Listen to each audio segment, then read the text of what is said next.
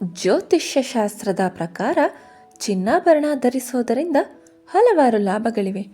ಚಿನ್ನವು ಸೂರ್ಯನೊಂದಿಗೆ ಸಂಬಂಧವನ್ನು ಹೊಂದಿದೆ ಮತ್ತು ಮಾನವನ ದೇಹದ ಮತ್ತು ಮನಸ್ಸಿನ ಮೇಲೆ ಸಕಾರಾತ್ಮಕ ಪರಿಣಾಮ ಬೀರುತ್ತದೆ. ಆದರೆ ನಿಮ್ಮ ಮಧ್ಯದ ಬೆರಳಿಗೆ ಚಿನ್ನದ ಉಂಗುರವನ್ನು ಧರಿಸಬಾರದು. ಏಕೆ ಎಂದು ನಿಮಗೆ ತಿಳಿದಿದೆ?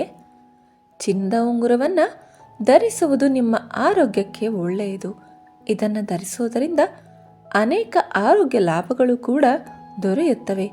ಆದರೆ ಜ್ಯೋತಿಷ್ಯ ಶಾಸ್ತ್ರದ ಪ್ರಕಾರ ನೀವು ನಿಮ್ಮ ಮಧ್ಯದ ಬೆರಳಿಗೆ ಚಿನ್ನದ ಉಂಗುರವನ್ನು ಧರಿಸಬಾರದು. ಇದಕ್ಕೆ ಹಲವು ಕಾರಣಗಳಿವೆ. ಅವುಗಳು ಯಾವುವು ಎಂಬುದನ್ನು ತಿಳಿಯೋಣ ಬನ್ನಿ.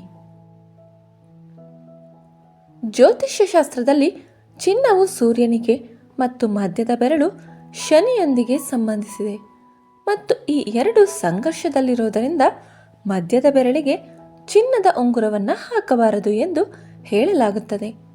ಸಾಮಾನ್ಯವಾಗಿ ಸೂರ್ಯ ಗ್ರಹಗಳ ರಾಜ, ಬಯಕೆ, ಗೌರವ ಮತ್ತು ನಂಬಿಕೆಯನ್ನು ಸಂಕೇತಿಸುತ್ತದೆ. ಕಷ್ಟಗಳ ದೇವರಾದ ಶನಿಯನ್ನು ಸಹ ಶಿಸ್ತು ಎಂದು ಪರಿಗಣಿಸಲಾಗುತ್ತದೆ. ಆದ್ದರಿಂದ ಎರಡೂ ಗ್ರಹಗಳು ವಿರುದ್ಧವಾಗಿವೆ. ಮಧ್ಯದ ಬೆರಳಿಗೆ ಚಿನ್ನದ ಉಂಗುರವನ್ನು ಧರಿಸುವುದರಿಂದ ವೈವಾಹಿಕ ಜೀವನದಲ್ಲಿ ಜಗಳಗಳು, ಆರ್ಥಿಕ ಸಮಸ್ಯೆಗಳು ಮತ್ತು ವೃತ್ತಿ ಸಮಸ್ಯೆಗಳು ಉಂಟಾಗುತ್ತವೆ ಎಂದು ನಂಬಲಾಗಿದೆ. ಮಧ್ಯದ ಬೆರಳಿಗೆ ಚಿನ್ನದ ಉಂಗುರವನ್ನು ಧರಿಸುವುದರಿಂದ ಧನಾತ್ಮಕ ಪ್ರಭಾವವನ್ನು ಕಡಿಮೆ ಮಾಡುತ್ತದೆ ಮತ್ತು ವ್ಯಕ್ತಿಯನ್ನು ದುರ್ಬಲಗೊಳಿಸುತ್ತದೆ. ಕುಟುಂಬದಲ್ಲಿ ಜಗಳಗಳು ಪ್ರಾರಂಭವಾಗುತ್ತವೆ.